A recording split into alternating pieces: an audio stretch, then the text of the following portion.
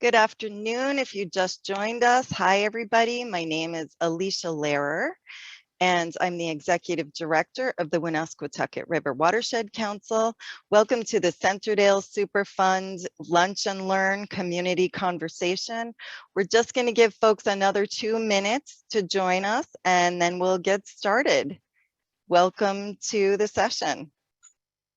If you are a Spanish speaker, there is a note in the chat about how to join for Spanish interpretation. And if you're listening now, you click on the interpretation button on the bottom right of your screen and select Spanish if you would prefer to hear this session in Spanish. Also, if you have questions during the session, we're going to be going using a question and answer format. So use the question and answer button for either a question or a comment, and I will be monitoring that, and we'll get to your questions as we go along. We may wait till the end of the presentation to start with question and answer. So we'll be with you getting started in just about 1 more minute.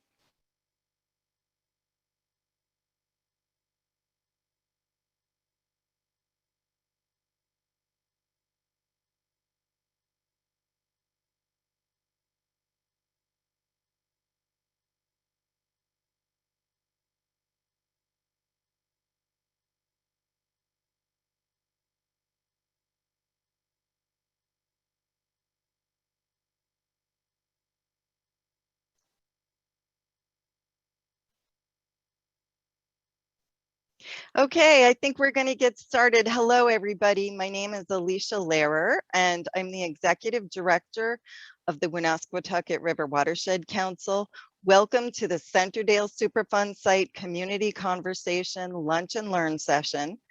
I have a few folks here with me today. First off, I would like to acknowledge that all of the Woonasquatucket Watershed and the Centredale Superfund Site are in Narragansett lands. So we are guests on Narragansett lands, and we are honored to be here. Talik Tillman Vigil is our river ranger and intern extraordinaire, who is also a student at Dartmouth College. And Talik will be presenting the story map that he created about the Centredale Superfund site today. But I also want to introduce a few other guests that we have here today, and they will just be here for questions and answers and helping us out. On our staff, we have Myra Lopez, who will be doing interpretation. So if you're listening to us in Spanish, you're listening to Myra. Thank you very much, Myra. We appreciate you. We also have with us today Anna Krasko from EPA, and she is the project manager from the Centredale Superfund site with the Region 1, which is New England Remedial Program. And also from EPA, we have Sarah White, who is the Community Involvement Coordinator. And she's worked on the Centredale Superfund site for several years. As Community Involvement Coordinator, Sarah's role is to assist EPA remedial project managers with public outreach at EPA Superfund sites, including developing fact sheets and other outreach materials, coordinating public information sessions and hearings, including virtual meetings, and responding to the community on a variety of concerns and questions about what's happening at Superfund sites in New England. So Anna and Sarah can answer questions related to both Centredale from EPA's perspective.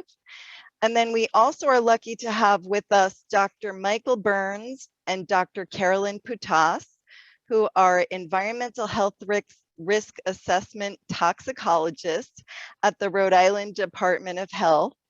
and they assess site-specific human exposures to chemicals in the environment and address community concerns about potential health outcomes. So thank you, Dr. Carolyn and Dr. Michael, for being with us today from the Department of Health.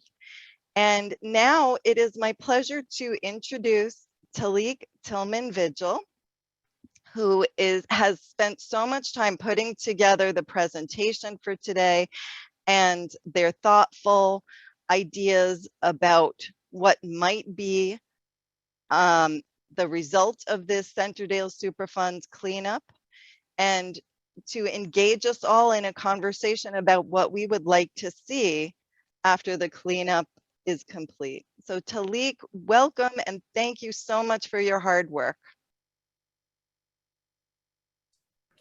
Thank you, Alicia, so much for that introduction. Is everyone able to hear me? Yeah, we hear you perfectly, Talik. Awesome. So hello, everyone. Welcome to the Centredale Superfund site community conversation. My name is Talik Tillman-Vigil. I practice multidisciplinary studio art, and I try to do it through community action. And I'm currently the environmental leadership intern at the Woonasquatucket River Watershed Council.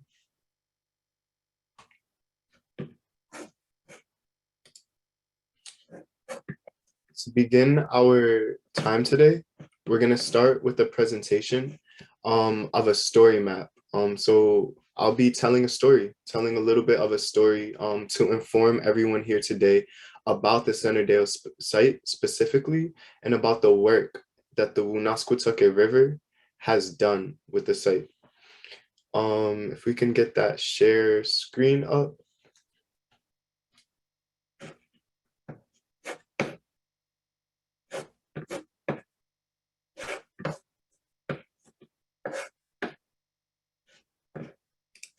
Amazing. Thank you.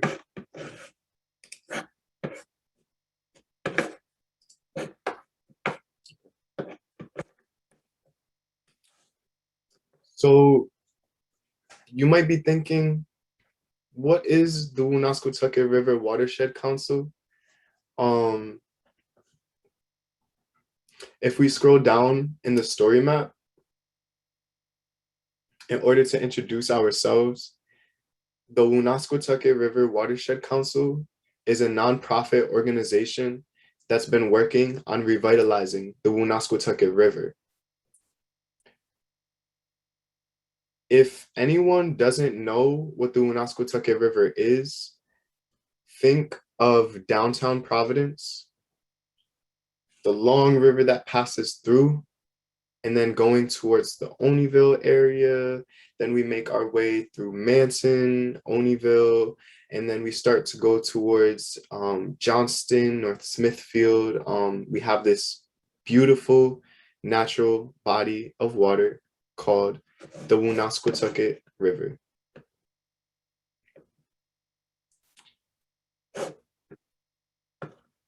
But starting throughout the Industrial Revolution, unfortunately, we found a very harmful toxin called dioxin.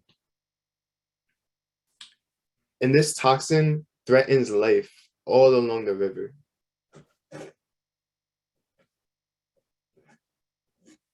So that's how the Centredale Manor was called a Superfund site.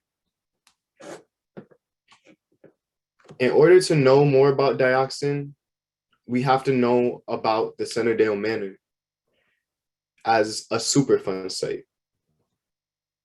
So you're probably thinking, what is a Superfund site? I personally didn't know what a Superfund site was until about 2 months ago, 2 or 3 months ago now. It's basically a heavily polluted area that needs a lot of cleanup efforts in order to remove all of the toxic materials.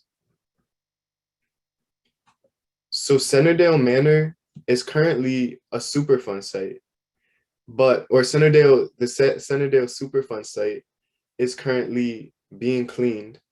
But what exists there is Centredale Manor, which is an assisted living apartment building for seniors and low income people right in North Providence, right along the Woonasquatucket River. So you can see we have a map here to show us exactly where we're talking about.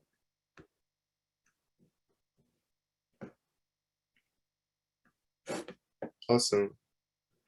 And then if we continue going down, we characterize or we understand the Centredale Superfund site as consisting of Allendale Pond, the Oxbow, and Lyman Pond.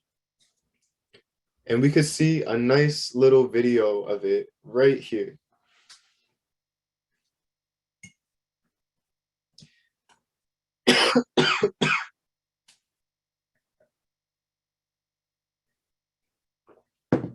So all of that.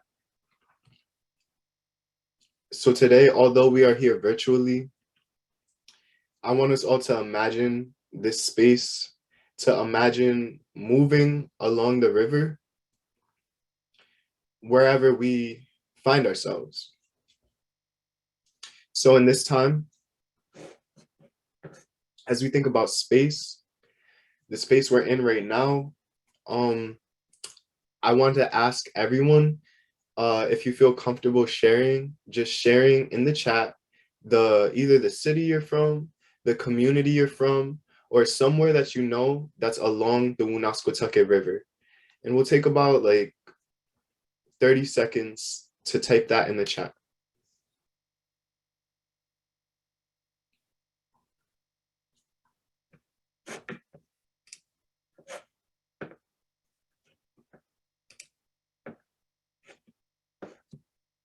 Okay, I see some Johnston, I see Federal Hill,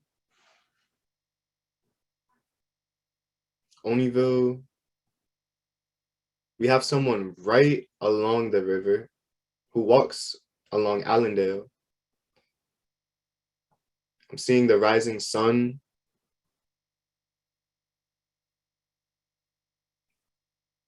I see someone grew up playing on the old railroad behind Lyman. Wow.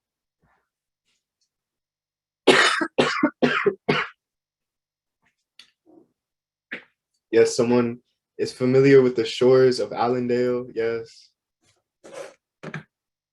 This is all beautiful. Soccer in Marino Park is always a move. It's always great. So we're thankful that we get to use the Greenway now and we get to be along the river and be with the river. But in the past, there used to be Atlantic Chemical Company and New England Container Company occupying the banks of the river. Places like the Centredale Worsted Mill and the Oneyville Wool Combing Company, they disposed of large amounts of chemical pollutants alongside the river and inside the river too. And there was actually a story I came across in some archives where the river reportedly changed colors almost every day because of the chemicals that was put into it.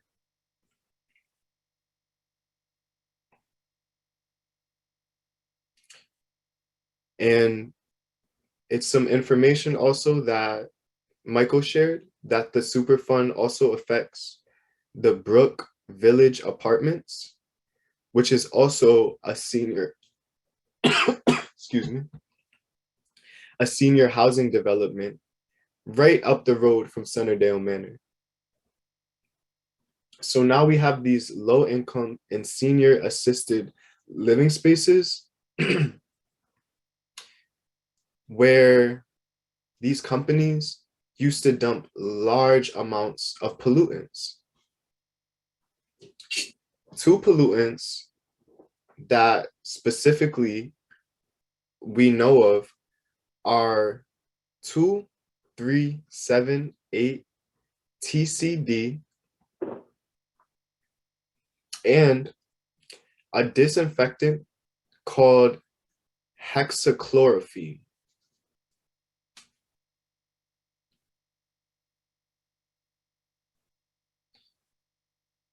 And these are just two examples of chemicals that were intentionally dumped into these natural resources, and also that accidentally spilled sometimes into these natural places. Now, based off past research, we know that dioxin is one, carcinogenic. So that means basically it can cause cancer over a long amount of time, and also in really, really small amounts, it can be really, really harmful. We also know that it never breaks down in water. So other pollutants might dissolve in water over time. Dioxin goes into the sediment and stays with the land. Knowing this, we know that dioxin has already harmed natural ecosystems and affected things like bird populations. And we can go down and look at some pictures of this effect.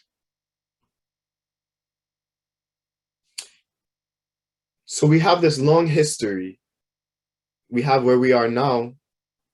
So it's time to ask, what is being done? Well, thankfully, the Woonasquatucket Watershed Council has 4 phases just with the Centredale Manor project.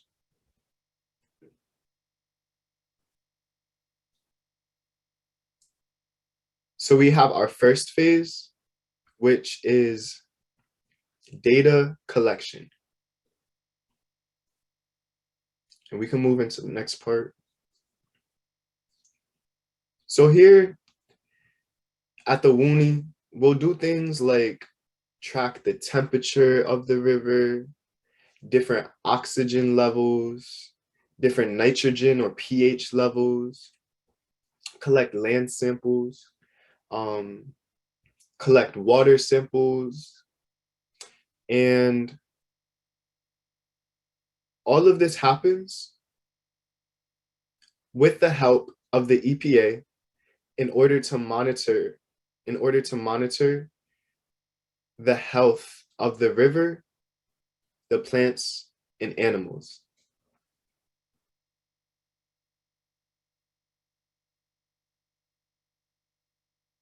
Here you can see a fish actually that some information about dioxin was found by testing the fish. And just for clarification, the EPA, thankfully, does all of this study work.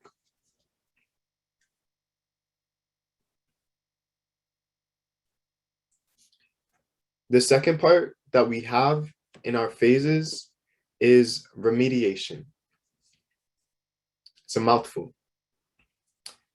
But this is where the EPA and other private people involved and private companies involved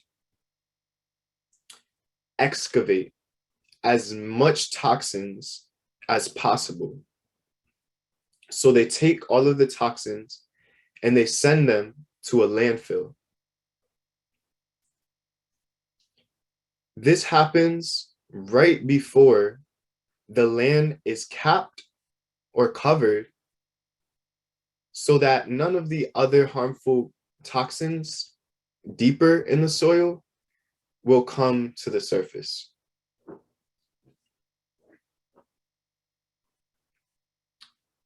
And this is being done right now at the Centredale Superfund site.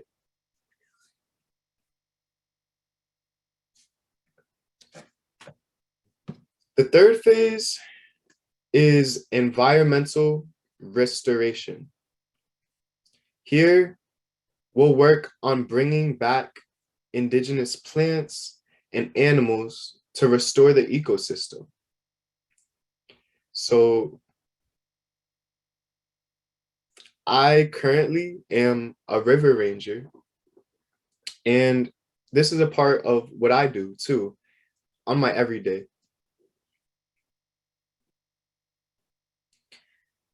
A part of environmental restoration also involves things like engaging with community, because people were also affected by these toxins, just like the land was, the water was, plants, and the animals.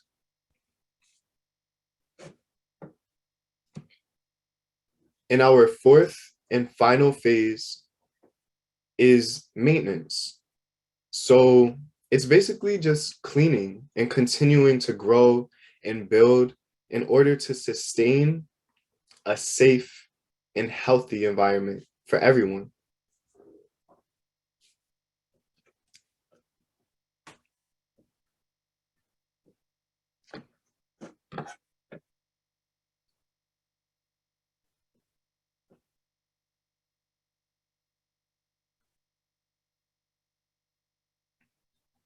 Awesome. So now we ask, what comes next? So here at the WUNI, we want to continue to sustain and maintain healthy places and spaces and give back to the people of the Centredale Superfund site community, but everyone who uses the Greenway.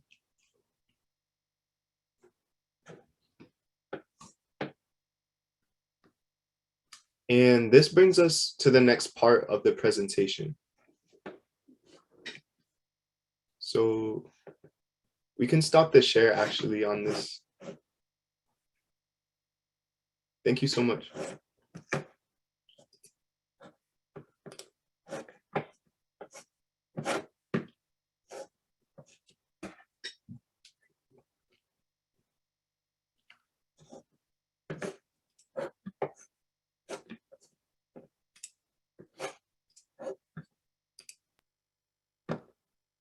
So now we're gonna all transition into a community conversation. I said earlier that environmental restoration, it involves the plants, it involves the animals and the land, but we as people are also a part of the environment. So as we continue with phase 2 in the Centredale Manor site, I want us today to start to think about restoration and how restoration is important to the community. So here we find ourselves in a small virtual community of 43 of us, listening today, engaging with the same information. And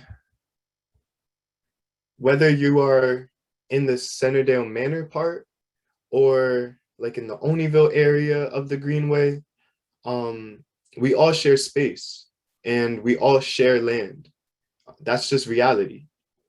So as the land on the Centredale site is being healed, as toxins are being removed, today we have a chance to talk further and think about what restoration means for people and what it means for us. So we're going to take some time to answer some questions. And the first question that I have is pretty simple. I just want us to think about the word restore. Yeah, so restore. Restore.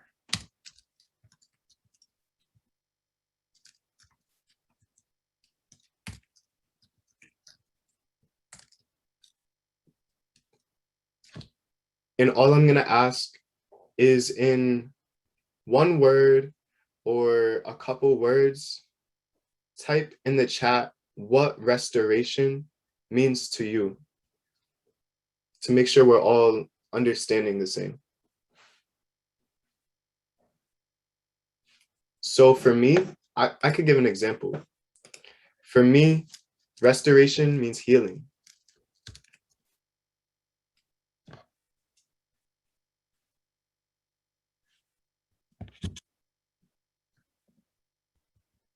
I see Nelly says healing too.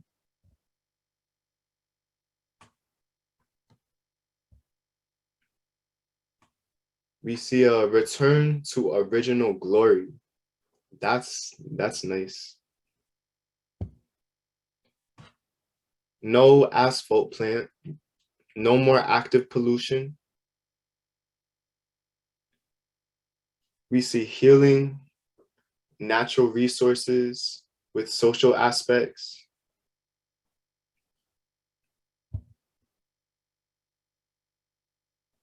And I'm seeing we do not want any more asphalt plants because we know that this produces toxins.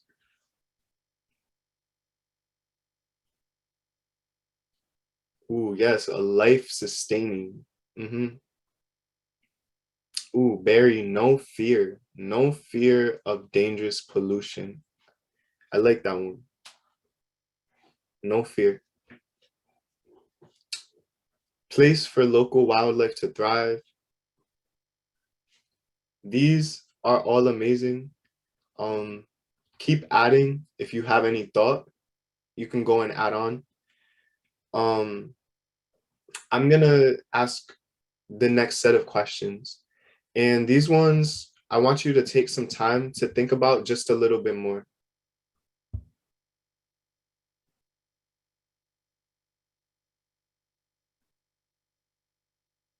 So I'm also seeing a reminder that this is Narragansett land. So restoring narratives. So maybe we're thinking about stories.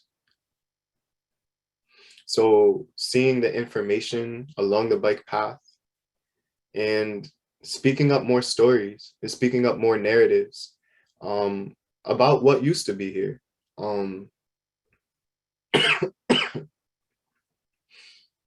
I think that's very important as well. All right. Thank you so much, everyone, for bearing with me so far. We're about halfway through. I want to let everyone know we're about halfway through the presentation today. So if you do need to stretch or just shake your body really quick, feel free to do that. Eugenia is reminding us it's also Nipmuc land as well. So there were different tribal sovereignties and different tribes that occupied the land. That's very important. But yeah, the next set of questions. The first one, and I'll type it in the chat too.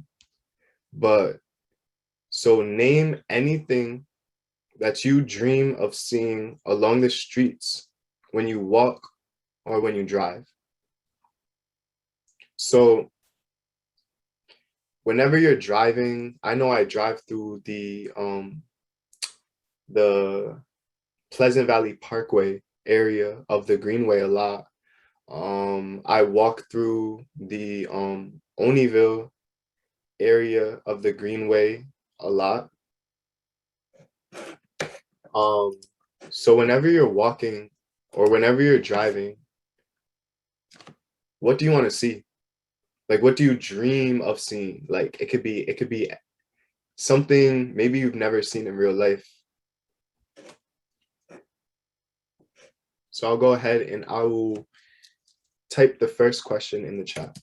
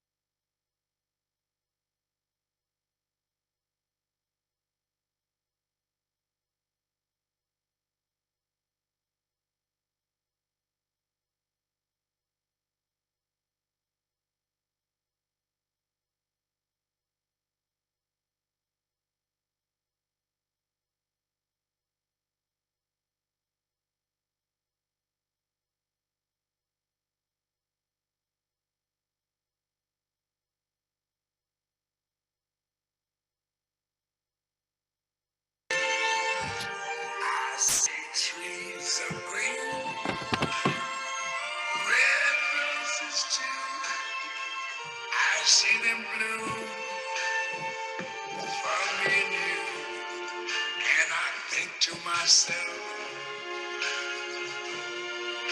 what a wonderful world.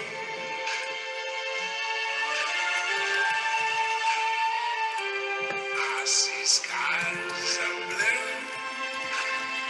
and clouds of white, the bright blessed day. Dogs say goodnight, and I think to myself, what a wonderful world.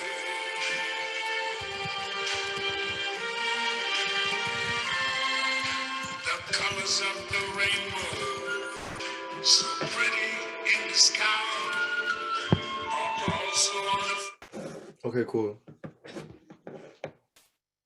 So, just to repeat back some of the things, excuse me. To repeat back some of the things from the first question. So, name anything that you dream of seeing when you're walking along your street or when you're driving along your street. So, we got functional sidewalks. So, we're hearing that a lot of the neighborhoods around Lymansville, they're abandoned, so the sidewalks don't work, and people who walk have to walk in the street. So this is a good step. Yes, sidewalks. Yes. We're seeing greenery, wildlife, happy faces, friendly faces, flowers, paths for walking, paths for bikes. And personally, I'll share. I would love to see like bodegas or like corner stores, but like with indoor gardens or with gardens outside or patio gardens. Yeah, I think that'd be really amazing. So awesome. The next question I have is, what's something in your community right now, so where you live right now, what is something that makes your day worth it? So like one thing you could think of that even when you had a really bad day or it's really raining, there's something you see when you walk or when you drive and you look at it and you're like, oh, that's nice. Or, oh, wow, like that made my day. So yeah.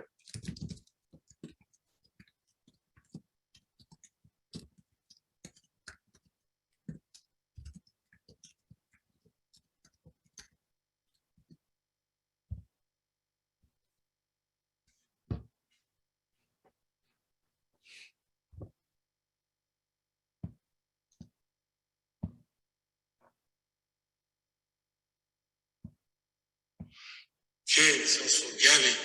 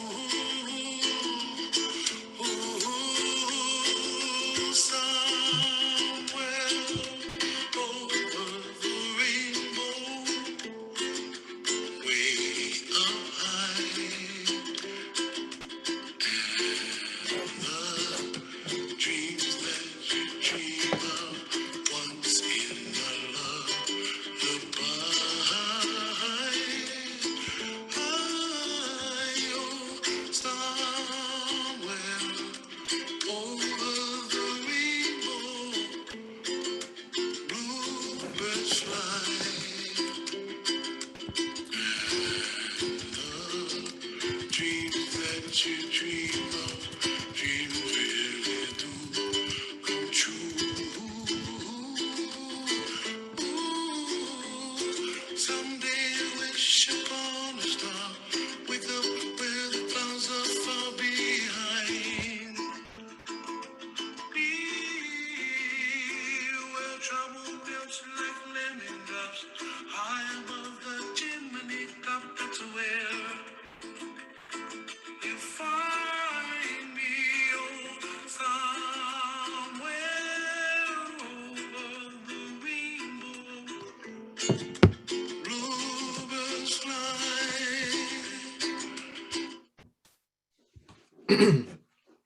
Amazing. So I'm seeing listening children play in the park. Raptors returning, so things like hawks. I see the hawks sometimes, I do. Osprey or eagles, they're back, which is a beautiful sign. The river, great blue herons, right at rising sun.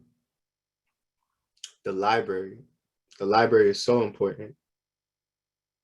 Old trees. Okay, this is all good.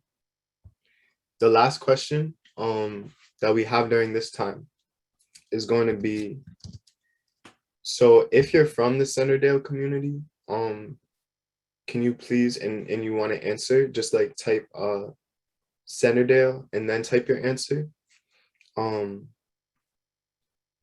But the question is,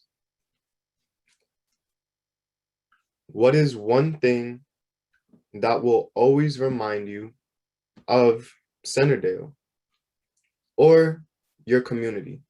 So I don't live in Centredale, so I would answer for one thing that will always remind me of my community. So think of that one thing that, like, yeah, will remind you of where you're from. And I'll type the question right now.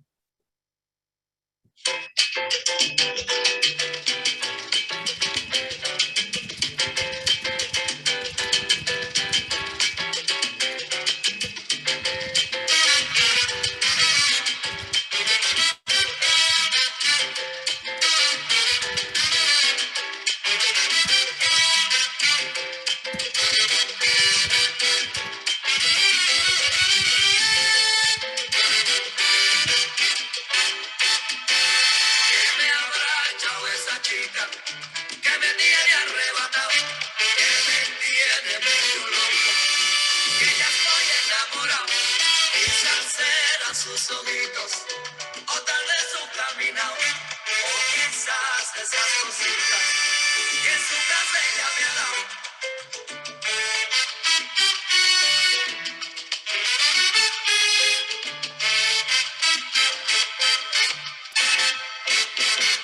Que tú me tienes temblando de noche y de día, tú me hiciste brujería, me quieres mandar para la tumba fría, tú me hiciste brujería.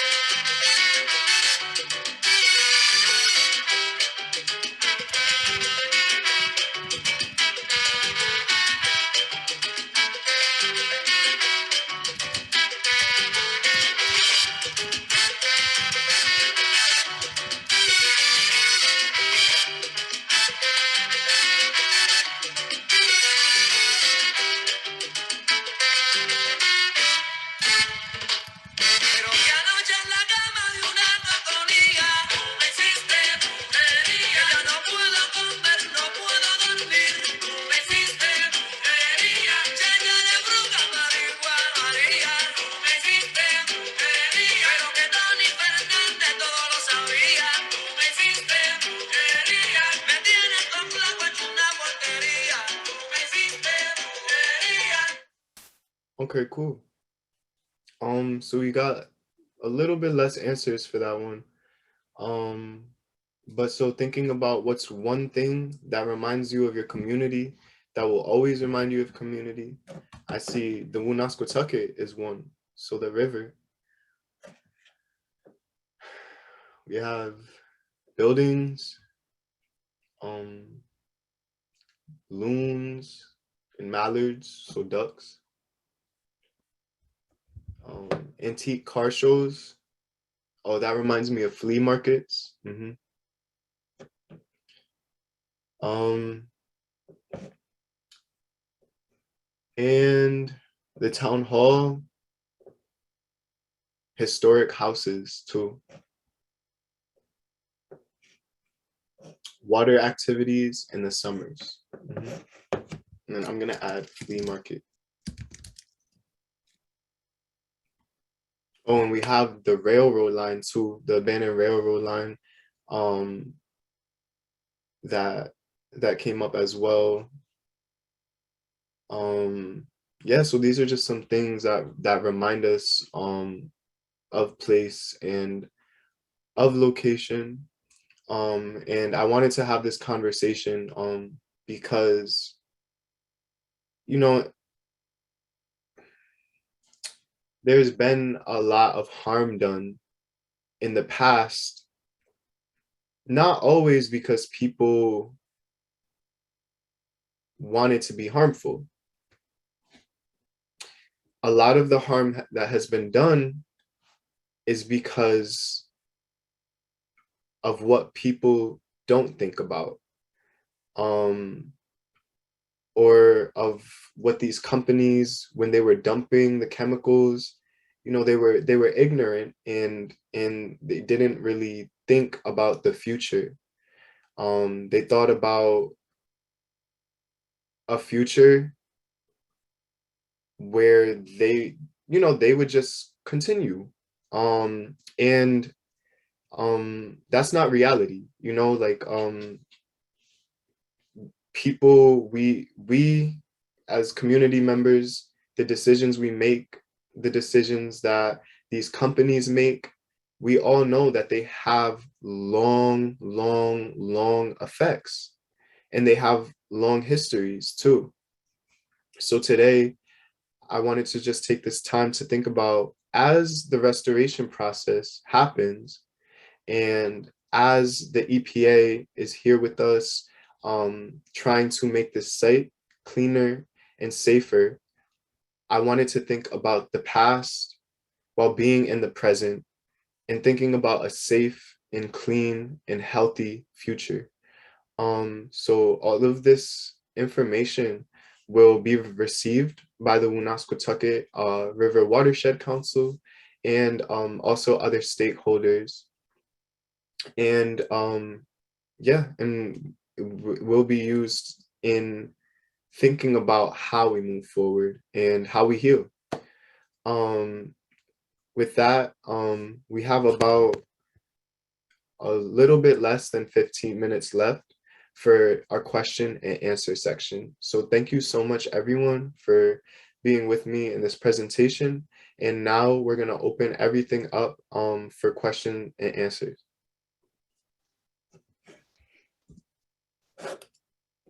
Talik, this has been such a wonderful session. Thank you so much. And I just want to remind people that if they have questions about Centredale, what's happening now, what's happening in the future, that they can go ahead and just type the question right into the Q&A box. And I see that we have one question in there from Dean, who asks, have there been any heat maps of cancer clusters in the communities surrounding the Woonasquatucket? I think we have way too many cancer stories. I'm wondering if either our Department of Health friends or EPA friends might be able to help answer that question.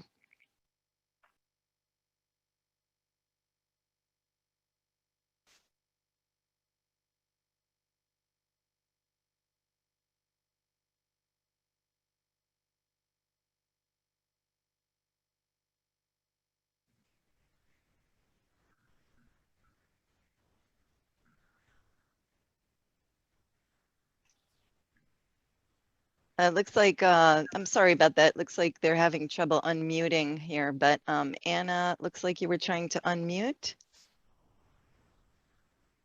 Or Anna is asking the Department of Health. So Dr. Burns or Dr. Putas, do we have any information?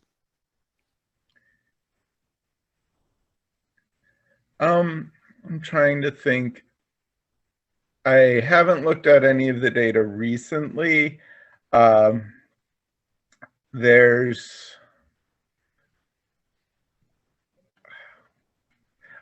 we have access to that data, and I can definitely look. There wasn't a clear pattern the last time we looked into it in that area. It's always a little bit messy to look at the cancer data. We have the cancer registry data. We can look at it, but I don't think we've seen a clear pattern there. But yeah, it's definitely something that can be difficult to look into.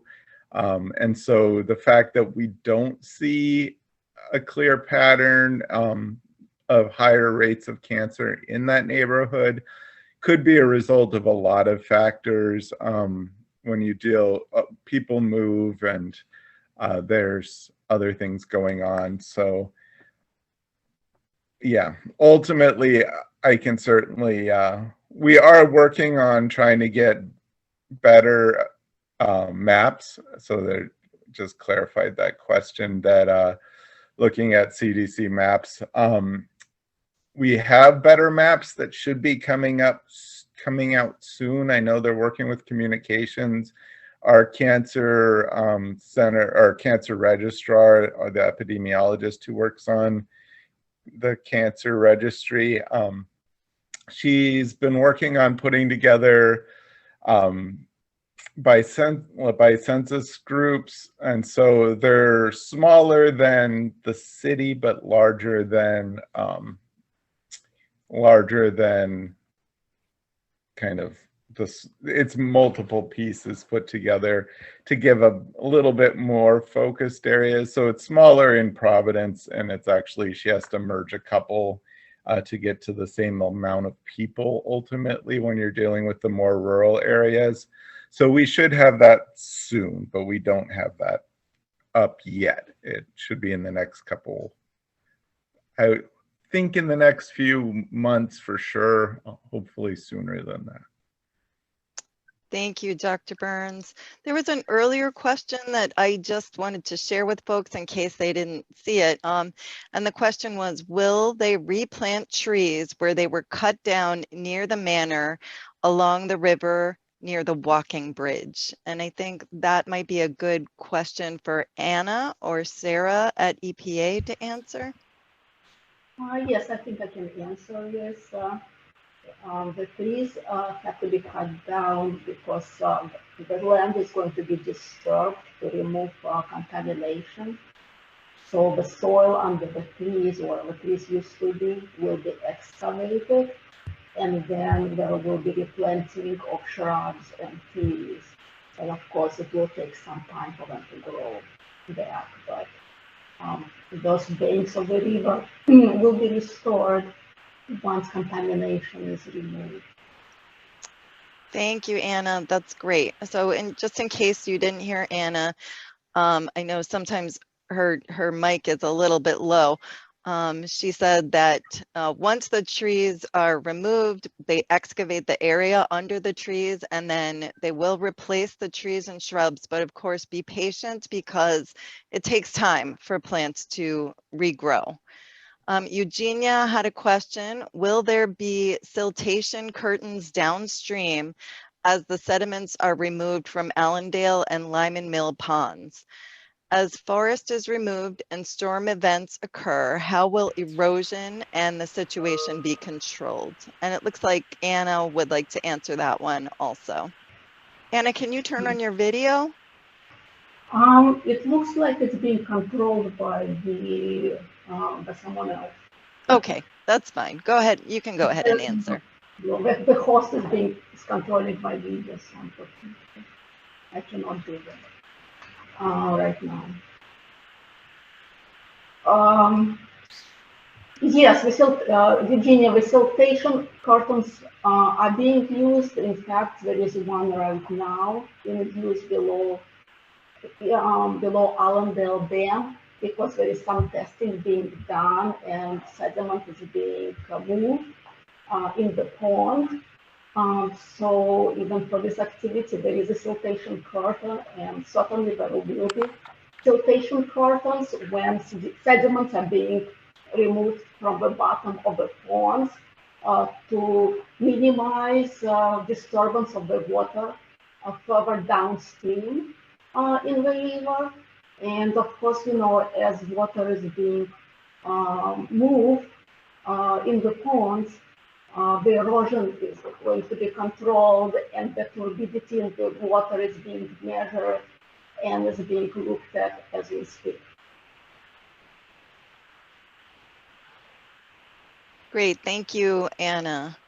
And Cynthia Roberts has a question.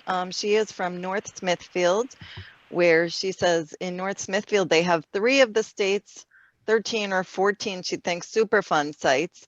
She logged on to the call because she's interested in Superfund sites in the state in terms of how people across communities support each other collectively, not only regarding the current Superfund sites, but also how to prevent future pollution. We also have a large burden of cancer in Northern Rhode Island from the Industrial Revolution legacy. It's not really a question, but she just wanted to put it in the room. And interested in cross-community collaboration or solidarity, Cynthia, that is a really great point.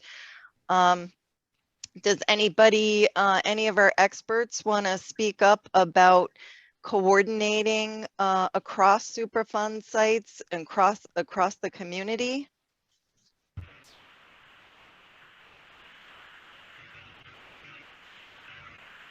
I can try to answer because at one point I was a manager for all those 3 Superfund sites in North Smithfield, so I'm familiar with those as well as a few others in Rhode Island. Maybe I would recommend that you become active with your local watershed groups because it looks like the environmental issues, including Superfund cleanups, are better solved on a watershed by watershed basis. And then, different watersheds and environmental groups like Alicia's, they share the knowledge and they share information. So I would recommend that you contact your local environmental groups, and then, EPA and the state would be working with those groups. And indirectly, I think at least you would be represented. Thank you, Anna. I also want to bring up for Cynthia that there are other Superfund coordination efforts happening through Brown University. And I also was wondering through the Department of Health, if there's any coordination that you guys do, Dr. Burns or Dr. Putas. So at this point, that is something that kind of we can maybe do with Apple Tree, which is the new grant we've gotten. So we got a grant from ATSDR a year and a little bit ago, but it's a relatively new thing. But it is something we can definitely look into and try to do a little bit more of coordinating between the sites in addition to kind of with specific sites. Or with things that aren't sites yet, That sounds exciting. Thank you. And yes, Cynthia, definitely just put your contact info in the chat, private to me if you want, or you can, but Cynthia, I know you. We have time for maybe, we're just about out of time, but there are questions about, are there plans for bike paths in the area? And that comes from both Catherine and Barry Schiller. And I think I'm going to answer that myself, folks. And that answer is that the Woonasquatucket River Watershed Council is working with the both the responsible parties who are doing the cleanup and EPA, as well as the folks that are called trustees, and that's the U.S. Fish and Wildlife Service and NOAA and DEM, and we're really pushing for the restoration to include new paths along the Centredale Superfund site. So yes, we are very interested in that, and actually that is one of our top priorities that we're pushing as part of the restoration. So you know, it's great that to hear that so many folks besides just, you know, the staff here at the Watershed Council are interested in that. So I appreciate you all speaking up. It looks like we're out of time for our lunch and learn session, but I really want to thank Talik for doing such a fantastic job of summing up what has happened to date and helping us create our future view of what could be here and having this great community conversation. All of your answers will be recorded, and they have been recorded. We're going to put this video on our website and we will send you a link. And I just also want to thank our guests, Dr. Burns and Dr. Putas and Anna Krasko and Sarah White from EPA for joining us today. Also, Talik is letting us know that the story map was created by another one of our TerraCore members, SJ Chin, and we also have a link to the story map on our website, and we will send that out as well as the link to this video for everybody who has participated today. So thank you again so much for joining us today. We really appreciate you coming to listen, and we always care about every bit of input you have for the Woonasquatucket River Watershed Council. There are many ways to be involved, and we hope you will stay involved with us. See you. Thank you so much, everybody.